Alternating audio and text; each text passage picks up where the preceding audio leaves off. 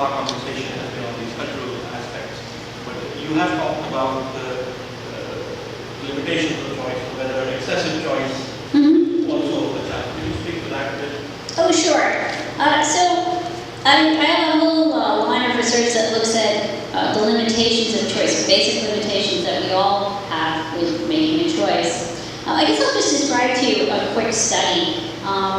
It's called the JAM study. It's often referred to that in the news. So it was basically a study that we did in an upscale grocery store. And we set out 6 different flavors of jam, or 24 different flavors of jam. And we essentially looked at 2 things. First, in which case were people more attracted to the display of jams? And it turned out more people stopped and sampled some jam when they were 24 than when they were 6. So 60% stopped when they were 24, 40% stopped when they were 6. But when it came down to the buying behavior, now we saw the complete opposite. Of the people who stopped when they were 24, only 3% of them actually bought a jar of jam. Of the people who stopped when they were 6, 30% of them actually bought a jar of jam. Now the insight from this study was that although people are attracted to a larger display of options, when it comes down to actually having to make a choice, we want to have a choosing experience of choosing from less rather than more. And as I mentioned earlier, I also do work on investment choices and healthcare choices. And for those of you who are in those sectors, one of the things that I've done a lot of work on is looking at, for example, retirement savings decisions. It turns out that plans that offer people more choices, even though people know that they should invest in their future, they're actually less likely to invest in their retirements as the number of options increase. Even when they do invest, they actually make worse financial choices. Even with Medicare Part D, as the number of options grew, people actually started to make worse choices when it came down to their prescription drugs. Just to give you a couple of examples. Is there an optimal number of choices? So the answer to that is sort of.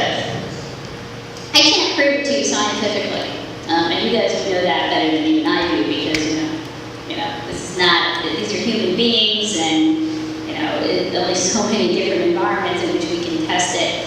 I can tell you that there's a trend, and there's a strong trend. And that strong trend from all the various different domains in which we looked at the effects of choice appears to be roughly somewhere around 7 plus or minus 2. So there was actually a very famous paper done in 1956 where George Miller wrote about basic limitations of our minds. And that he pointed out that if I asked you to rank order from best to worst, a whole bunch of things, whether they be on smell or taste or appearance, beyond about 7 we get confused and start, confusing ourselves and thinking what we liked, we actually like less, and vice versa. Similarly, if I ask you to keep track of a bunch of information in your mind and I don't let you memorize that information, whether it be words, numbers, or pictures, beyond about 7, we start to sort of lose track of that information. And we generally see that trend across all different kinds of choice scenarios, which makes sense given that, what is a choice ultimately but a bundle of information that you have to keep track of. So in general, unless you're really working hard at learning those choices, it appears to be about, let's say 7 plus or minus 2, but that's a rough estimate. You can handle a little bit more than 10 if you're talking about ice cream, and a little closer to 5 when you're talking about really complicated choices like investment choices. What's the age group of which makes the right choice and what's the indication of age after taking the choice of making? Could you talk a little louder? Sorry. Is there any optimum age group where making choices is most practical, and there is an age where after taking a choice Is there an optimal age, you said? Yes. Oh, okay.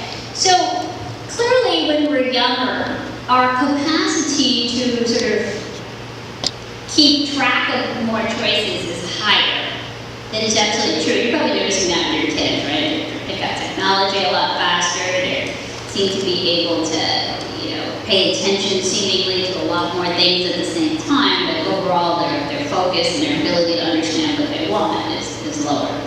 What happens to us with age is that our cognitive abilities get slower in the sense that it becomes harder for us to keep track of new information and code. But our ability to synthesize information actually gets better. So we're actually much better at knowing what we want. We're much better at making higher level decisions with age. So,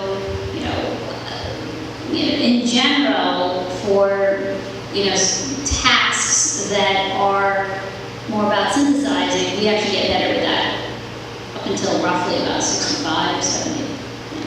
In general, if you keep your mind active, you can actually keep going. But if you want to be learning lots of new things, you got to practice on that. We'll take one last question. Choices, we are always faced with making choices. Yes. It's an excellent presentation. Have you done any research on the changes? Because choices have consequences, choices have possibilities. As we go on making choices, one of the arguments is that you have to be persistent in what you believe in, irrespective of, you might suddenly realize you make the wrong choice. How often do you backtrack? And how often do you make changes in the choices you make? Yeah, so that's a great question. I mean, there's a lot of pieces to that, right? In general, so one question is, what are the choices that we regret? Research shows that we're more likely to regret the things that we didn't do than the things that we did do.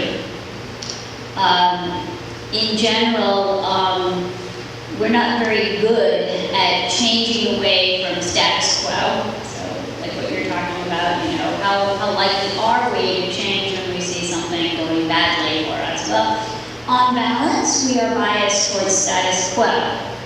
And that can lead to some pretty bad things when you stick to the status quo, when it doesn't make sense to stick to the status quo.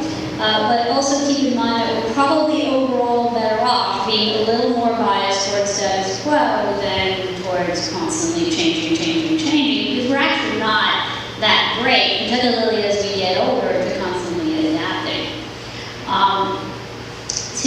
But to the bigger question, well, how do I manage change? You can teach people to make decisions that involve change. I mean, there's actually lots of studies on that. There's a real process by which you can get people to understand the need for change and implement change.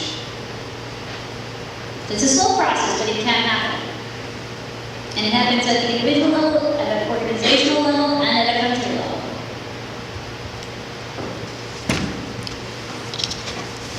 Thank you for the time. Thank you.